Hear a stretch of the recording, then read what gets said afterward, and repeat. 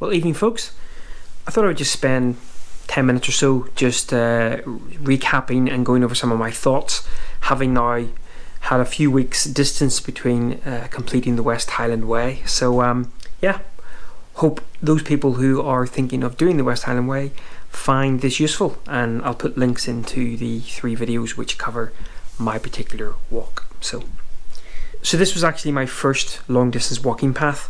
I did it over 7 days, which allowed me to kind of have an average of about sort of 13-14 miles a day. I think my biggest day was just over 20 miles.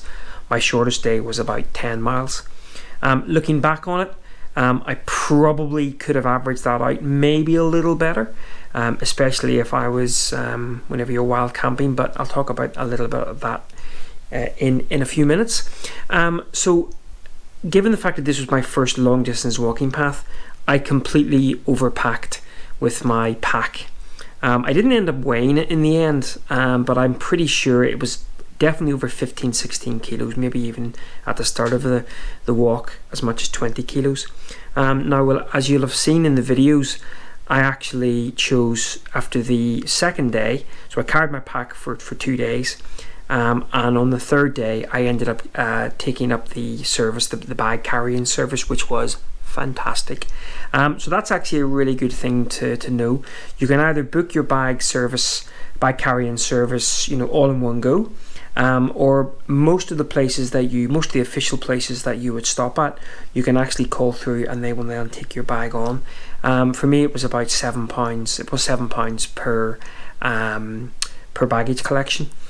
So really good. I really enjoyed then the next days. It was a bit of a slog, but having said that, one of the downsides with having your bag carried was there were a few moments when I was pushing on some of those bigger days that I would have loved just to have wild camped, but of course having the bag carrying service meant that I had to make it to that particular spot. And of course on one particular day then I kind of had to stop at that spot because my bag hadn't actually turned up. When I got down into Kinloch leaving, I ended up getting there quite early. My bag hadn't turned up. They normally don't turn up till about 3 o'clock in the afternoon. I would have loved to have actually pushed on that day, but I couldn't. So while it was very good to have the bag carried, I think I would rather, looking back on it, pack a much more efficient pack and actually have it with me. But the bag carrying service, really efficient, always kind of there, no issues with the bag whatsoever, and at £7 per leg, not too bad at all. And in fact there were a couple who were on the way that I met that not only they were getting their bags carried, but actually the bag carrying service had also picked them up as well from Glasgow and were leaving them back to Glasgow at the end of the walk. So I think there's lots of ways to use that. But yeah, bag carrying service, pretty cool. So the first day I decided to camp at the little campsite just before Dryman, 12 miles in. Now, really good little campsite. Don't listen to what you'll read. If you look at Dryman camping, you'll read the reviews and you'll be like, oh, I really don't want to stay there. It's a really fabulous little campsite, and in fact it was probably one of the campsites where a real social aspect of it sort of started to sort of foster. As you'll find out as you do the West Highland Way, you'll see the same faces probably over the course of the days, because most people do it over 6-7 days, so genuinely you see the same faces. So on that first night in Dryman, it's a good chance to sort of get to know everyone. Really good campsite. Having said that, 12 miles, especially if you start off early, can perhaps seem a little bit short, bit of a short day. Now I didn't start till sort of mid-morning, and I sort of really took my time, but probably maybe pushing on. It just feels just a little bit short. Then again, it's your first day. It's a nice simple day to sort of quite easy walking. A few places to stop and have something to eat. There's a distillery to stop at as well. I didn't stop there. But yeah, so first day stopping in at Dryman camping, perhaps would have been good to have maybe an extra couple of miles pushed in there. So day 2 for me was Dryman to Rhododendron, not rhododendron as I was calling it. Officially, it says 15 miles, but of course, firstly, if you've camped at the little farm campsite just before Drimmen, you've probably added on an extra mile initially. I then added on an extra about a mile and a bit because I wandered down into Drimmen to go get something to eat. Not a very good breakfast, actually. Wandered back out again. So my mileage, I think I ended up doing closer to 20 miles on that second day. It was a hot day. You go up over Connacht Hill, which, by the way, is beautiful. We had some stunning views, but it's tough. And carrying that pack, that's when I really started to kind of notice things, or notice how heavy that pack was. I stopped in at Balmaha for a drink and some nuts, and then of course you think, okay, Loch Lomond, nice and flat. Literally, you have just left Balmaha, right up, crazy. So that was a bit of a pain. So I kind of got to, I think it was at 3k from the end to Roadenham, and I was really struggling with the heat, really struggling with the pack, and that's when I decided time to get this pack picked up. So my third day then was from Roadenham to the Binglass farm campsite, and looking at my mileage, I was about 18 miles on that particular day. Bit of meandering going on.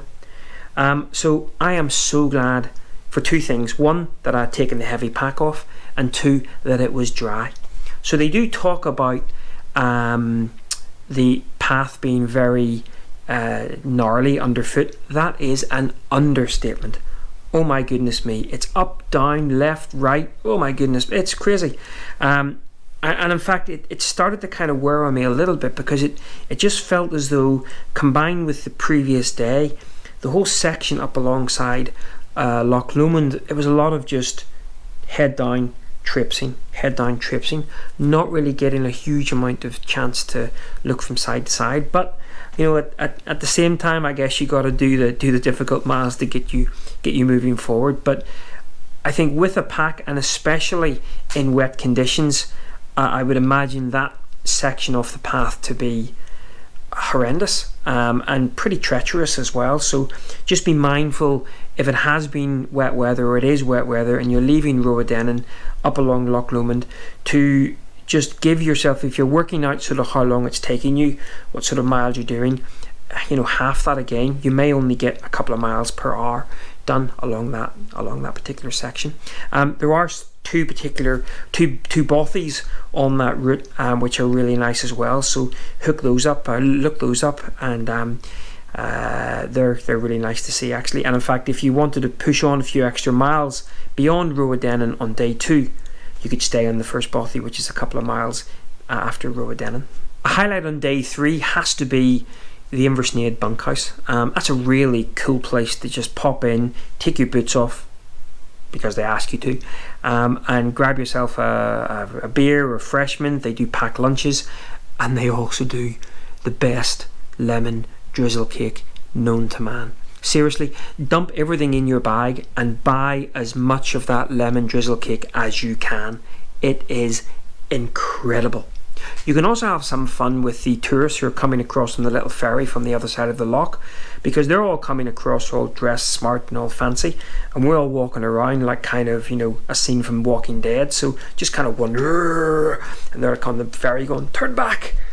But Inversnaid, get some of that lemon drizzle cake down your neck and pack some away. Oh, it's so good, so good. So day 4 for me had originally planned to be from Binglass Farm up towards Pine Trees campsite in Tindrum, but I realised that was actually going to be quite a short day, and so I decided to push on through Tindrum to Keen's House, and this is where the trail for me really opens up into the Highlands. You really do get a chance to sort of get your head up and look around you. It is absolutely beautiful. And Tindrum, of course, really well stocked. Head into the village. You kind of walk past the village anyway on your right hand side, and grab yourself a burger, some fish and chips, plenty of chance to sort of restock as well for the next section. The section out of Tindrum towards Keen's House, nope, not Keen's House, Nigel. I was heading towards Bridge of Orkney at that point. So heading towards Bridge of Orkney, It's quite a flat military road, so actually the path underfoot is relatively straightforward, and actually your surroundings are just beautiful. So that section out of Tyndrum, especially if you've taken on some food, some water, or a crafty little beer. Actually, no, I didn't have a beer there. I had a Coke. I was well behaved. Is fantastic. And I headed along to the Bridge of Orkney. So that's a fabulous little sort of wild camping spot just beyond the Bridge of Orkney Hotel. However, it has got its name, the Midge of Orkney, or the Smidge of Orkney, for very good reasons. 6 billion midges. So actually get the tent up, and then I actually decamped towards the Bridge of Orkney Hotel. And again, talking again about that social aspect, a number of the folks who you've seen every day were in the hotel, including 2 chaps from Belgium who were actually running the West Highland Way over 3 days. I met them on their 3rd day, looking quite strong still, so hopefully they made it okay. I'm sure they did. But yeah, so that was me finished day 4 at the Bridge of Orkney Hotel. So at this stage I started to look at the weather. So far we had pretty dry conditions, lovely hot conditions. This next section was going to take me from the Bridge of Orkney over to Keen's House, over Rannoch Moor, and again, such perfect conditions over Rannoch Moor. I could imagine, as I'm sure it's been well documented, over Rannoch Moor on a misty, cold, wet, snowy, whatever day, pretty horrible. But actually we had some phenomenal conditions going over it. And that then obviously dropped us down into Keen's House. Now, I stopped off at the Glencoe Ski Resort for just a snack, met up with a couple of buddies. And at this point again, I kind of wished at that point I had pushed on towards Kinlochleven. My plan was to stop at the Keen's House that day, but again, because the weather was coming in, I kind of wish I'd pushed on. Nothing wrong with Keen's House, and I know I don't know the ins and outs, but I know there's been some kind of grumbles about the design of the Keen's House Hotel from the outside, but my goodness me, inside, the view that they have created with the huge bay windows is pretty nice. And the little wild camping spot, stone's throw away from the Keen's House Hotel, really, really good as well, and pretty much midge free. We had a spectacular sunset that night, so noodles, no midges, and then into the Keen's House Hotel for just one crafty little beer before bedding down for the night. One interesting point though, on the other places that I'd stopped, the Bridge of Orkney Hotel and the Rowadennan Youth Hostel and places like that there, I'd been able to just go into their reception and say, could you phone the bag carrying service for me, and they were able to arrange that through the hotel, and I was able to pay them directly. And Keen's House didn't do that, so I actually had to phone a bag carrying service myself that day, and of course they also didn't take credit card payment, so I had to kind of shove the cash into the bag, which I was a little bit hesitant about, but seemed to work out okay. So that was the end of day 5. Day 6 out of Keen's House. This is definitely where I made a wrong decision. So a couple of reasons. One, I should have just pushed on. I should have just said, you know what, I'm going to push on out and finish the way on the Saturday and have the Sunday just to kind of chill out. Would have made for quite a big day, probably 22 miles or so, maybe more actually, 23 miles or so. But the weather was coming in, and the Saturday was just going to be such a short day for me. The second mistake I made was, because I knew the weather was coming in, I decided to pick up the pace. Now, out of Keen's House, along that sort of road running sort of parallel to Glencoe, up over Devil's Staircase, gorgeous, loved being up in the mountains. Decided to run a little bit, ran down into Kinlochleven, and of course arrived about 3 hours before my bag, so we didn't have a tent. Because my plan was I wanted to get the tent up before the rain came, so that didn't happen. I was staying at the Blackwater Hostel Glamping and Campsite. Fine, no issue. It's actually on the route, so you just literally jump in there. Took a couple of problems with it. Well, firstly, the showers were phenomenal. Oh, it was so good to have a hot shower, because actually the showers in the Keen's House the previous day, freezing cold, and the outdoor kind of the sort of bunkhousey bit where they allow campers to use is pretty gnarly. Oof. So I'm not sure what they're doing about that there, because it doesn't look like it's catering, going to be able to cater for the number of footfall they have. So that was Keen's House. But the Blackwater showers, wonderful. The downside was there was no in the camping area. It didn't look like we were allowed into the hostel itself to use the facilities. There was a sort of a pot wash area out the back. But the electric, there was no, I couldn't get the power to work. So actually on the Sunday morning, I did actually just sneak myself into the, sneak into the hostel just so I could charge up some bits and pieces. But apart from that, it wasn't too bad. And then last day, Kinloch leaving to Fort William. Bit of a climb. It was a bit of a gnarly weather today, but hey, it's Scotland after all. Bit of a climb out of Kinloch leaving, and then up over, and yeah, just kind of.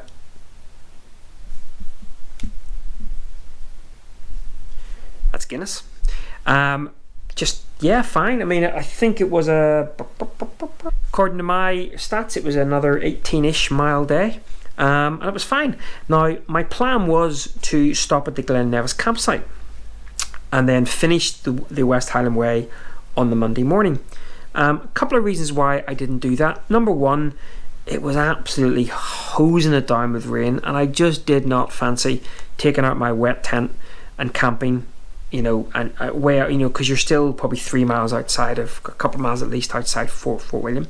And number two, I'd hoped again, I knew a number of people who had met along the way were finishing on the Sunday, and it would have been nice to kind of catch up with them. So I wandered into Fort William, which, as I'm sure you're familiar, or perhaps familiar, it can be very difficult to get somewhere to stay if you haven't booked accommodation. So I got on the phone to Nicola, and she managed to sort me out with a hostel, really cheap actually. I think it was 25 quid just for the night. Fantastic. So I wandered on in to Fort William. Now just bear in mind a couple of things about the finish. Number one, you'll kind of come along the road, which by the way, it's a really boring road to kind of finish the way on. I know it has to finish somewhere, and the start and the finish maybe aren't as glamorous, but the finish was just a bit just trips on.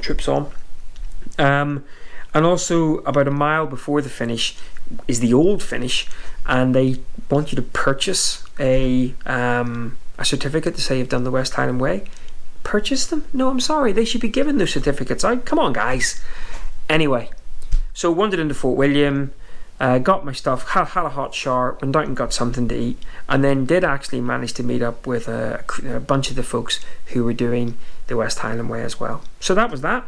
The actual finish itself, again, it's in the middle of Fort William. It's kind of beside a Wetherspoons pub and a Best Western hotel or something. It's not the most inspiring places to finish. They need to maybe, think about that a little bit. But, I guess, as you say, you got to finish somewhere. So I think just to summarise, just a couple of bits and pieces. So, firstly, when I first finished the West Highland Way, and I kind of the couple of days afterwards, I wasn't that keen on going back out and doing a big long distance path again, which I was surprised about. What I was keen to do, or what I sort of thought I then preferred, was maybe just 2 or 3 days in the hills walking rather than a full long distance walking path. Now that I've had several weeks separation between finishing it, I actually think I would like to do another long distance walking path again. Now, one of the things that any long distance walking path will throw up is highs and lows in terms of the conditions underfoot, the scenery. I think for any long distance walking path, there is going to be probably a reasonable amount of sections where it's just head down and get from point A to point B. And of course, then there's going to be other sections which are absolutely fantastic. So even though when I finished the West Highland Way initially, I thought, no, I'm glad I've done it, but I think I prefer 2 or 3 days in the hills. I actually now think that I would like to do another long distance walking path. However, as I said before, this time I would like to prepare much better for it and actually have a lighter pack and be able to properly wild camp. I thought, I don't think I made as much use of the wild camping perspective. Don't get me wrong, it was nice to kind of finish up and pop up in a campsite and head in and grab a beer and have a shower, but I think I'd like to sort of next time do it a lot sort of wilder and do it a lot more self-supported in terms of kind of carrying all my own stuff. I met a lady on the trip. We only spoke for maybe 5 minutes or so, and she was actually doing it over, I think she said 2.5 weeks. And I initially as I walked away, I thought, you're not doing too many miles per day.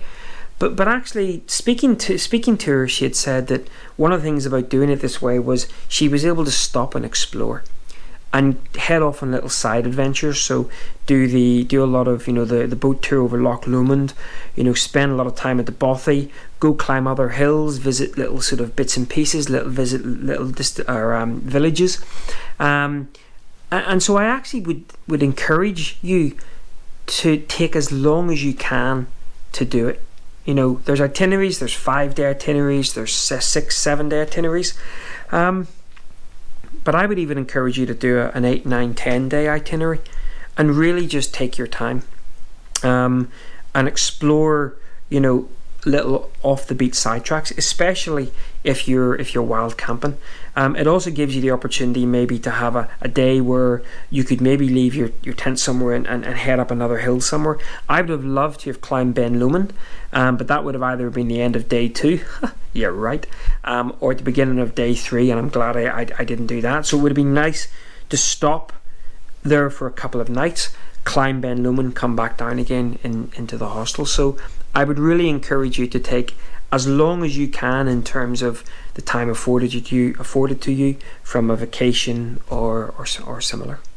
That's my kind of summary of my thoughts on the West Highland Way. I only got one blister. It was a blister twice the size of my head, but only had one blister. Generally didn't feel too bad over the next couple of days, wasn't too tired at all. And yeah, looking forward to getting back out into the hills again. And at some point next year, take on another long distance walking path. Now I am hoping, which you'll see in a video coming up on the channel, we are now T-minus 5 days away from jumping into our camper van. I'm heading up into Scotland and spending the next 5-6 months touring around the northwest of Scotland and the islands as well. And I'm hoping I'm taking some lightweight camping kit with me, a bivvy bag and whatever, and I'm hoping to get out into the hills for maybe 1 or 2 days walking, visit some more of those bothies. But hopefully in 2020 I'll pick another long distance walking path and do that.